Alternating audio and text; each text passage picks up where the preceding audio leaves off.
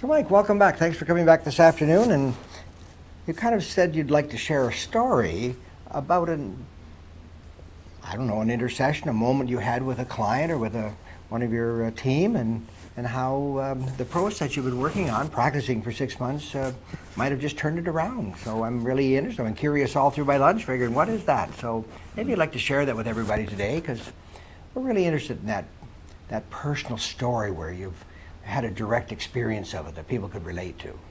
Something come to mind? It's kind of a big question. Well, couple of things. I know individuals that are going through their coaching practice, and when I talk to them about conflict evolution, even on a phone call, I could be driving down the road on Bluetooth, of course, not with a phone in my hand, and I'll be talking about conflict evolution because I'm proud to share it. And so they're like, "Well, walk me through it." And I ask them about a scenario that's going on in their life, and I walk through it, and they're just like, wow. And I can even hear over the phone the physiology and the tonality change just from the excitement from the other individual, that they think that there might be hope, that they have a new way of looking at something, just even over a phone call. But specifically, I practice a lot with my wife, Carolyn.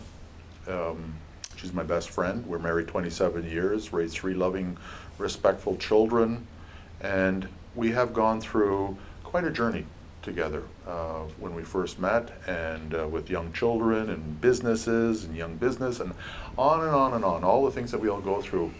And I remember specifically when I just recently, we lost our family pet of almost 13 years, a pug. And how Carolyn left a big hole in all of ours, because it was a wonderful friend of the family, or part of the family, member of the family, even a better way of putting it. But how it affected my wife the most out of everybody. It was a big hole, and Well, just so everybody knows, what's this pet's name? Zeus. Zeus. Wow. A pug. Pug. Yeah, I always used to call it 20 pounds of fat with eyes, and it was unconditional love. And it's a big hole, and for Carolyn, it really affected her, and I was saddened to see how much it hurt her. So in our discussions since then about, depending if we're talking about kids or job or what we're going to do or what we're doing the weekend, I found it really to be there with her, to be aware, to be present with her. And conflict evolution, because sometimes it wasn't even a conflict, it was just a process of a story. I was present so I could observe that story. I could see and feel how I felt, what I needed, and a request of myself what I was going to do about it. And it was to be, in a lot of cases, be aware, make a conscious decision to be calm, loving, caring, empathy, because I didn't have any answers for her. I'm a solution type of guy. I would like to sit there and go, if you just do this, this, this, and this. Hillary Clinton, 10 steps. Yeah, I've learned through those life practices that it doesn't work. I was just there for her.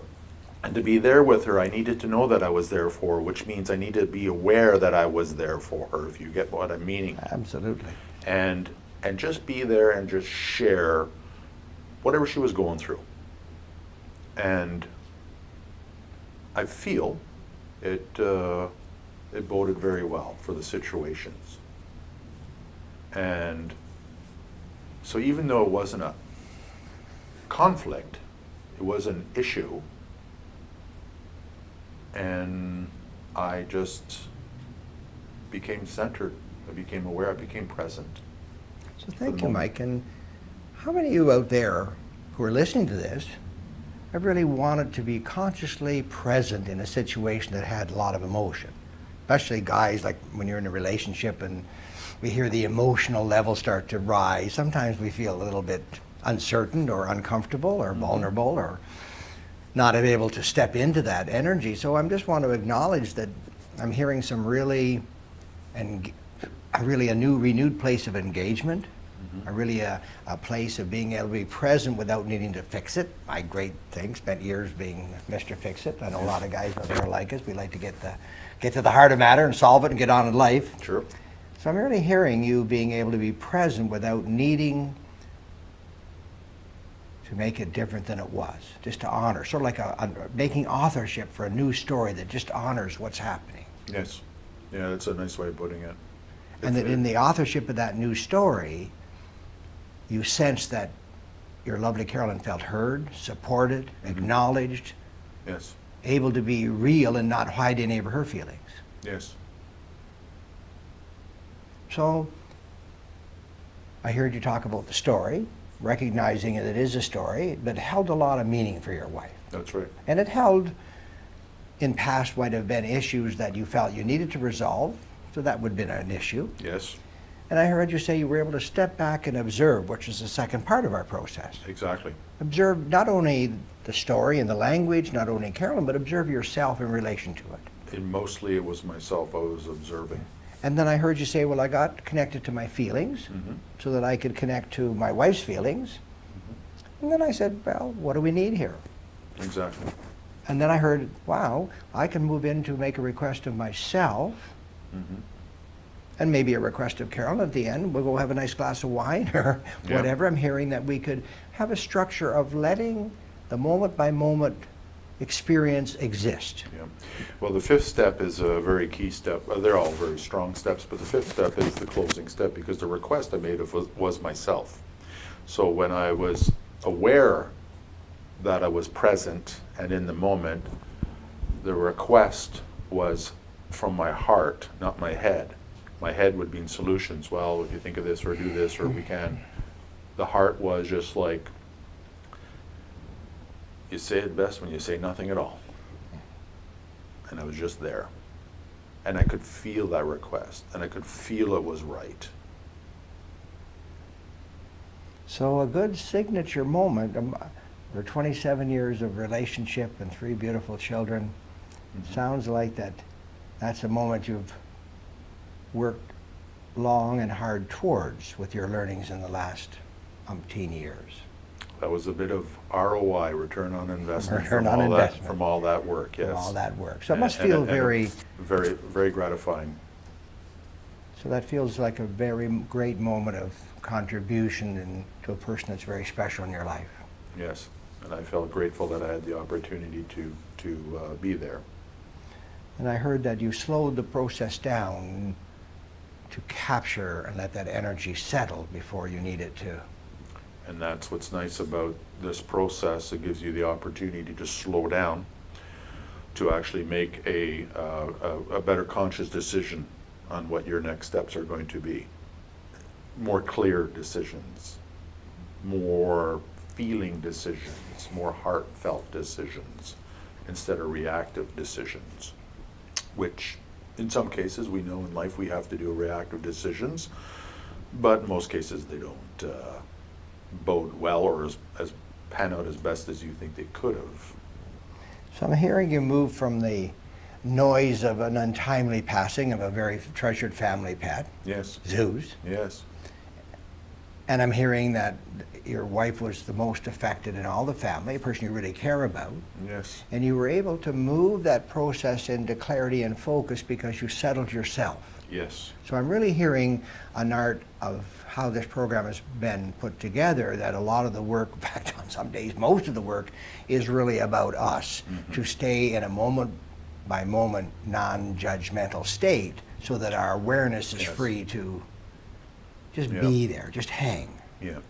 Does that make sense when I say that? Yes, it does. It gives you that peacefulness. I mean, these are words, labels, but it gives you that peacefulness. It gives you that time. It gives you your life experiences of more clearer choice of what you need to do in that moment. And it's amazing, in a lot of cases, you need to do nothing. You just need to show up. And by showing up is to be there, in this case, with empathy. And because I don't know, it's her story. I don't know why she got so upset. I understand why she gets upset, but I don't know at what level and why she would be. Who knows? I don't know that story. We could talk about it all all day, but still would not understand it. What I understood was she needed support. And for me to be she needed to be heard. and she needed to be heard Yeah. without being heard, like without saying anything. Yeah. Yeah. So that's Exactly. enough. For us guys, I don't know, probably it's a big thing to be able just to Oh yes. listen. Yes. It's simple. So I guess I just want to acknowledge that. I'm sorry too, and that's what's nice about the process is when you continue practicing the process, you begin to trust the process. Mm-hmm. So when you begin to trust the process, when you're going in this situation, whether it was a Sunday morning or a Thursday night or whatever, it was. I feel in one way when, I think I can say this, and it's to trust the process by going, no, you know what? If you listen to your heart, you're present, and you listen to your heart, just trust the process. It's enough. It's enough at that moment. And sometimes just thinking it's enough is enough. Well, I think that ends it up right there. Yeah, When thank it's you. enough, it's enough. And I know you said you might pop in a little later to really talk to us about taking this out into the workplace. I mean, this is the most vulnerable and courageous place to come from, is to share with such vulnerability that in family, but a lot of us are in the work world where I've had a lot of people question, well, what happens when I take this out into the workplace? So maybe you'll come back and join us and share an insight on taking this into the workplace. Would that be okay? I'd love to. Yeah, we'd love to see you again. Thank you, Mike. Thanks, John.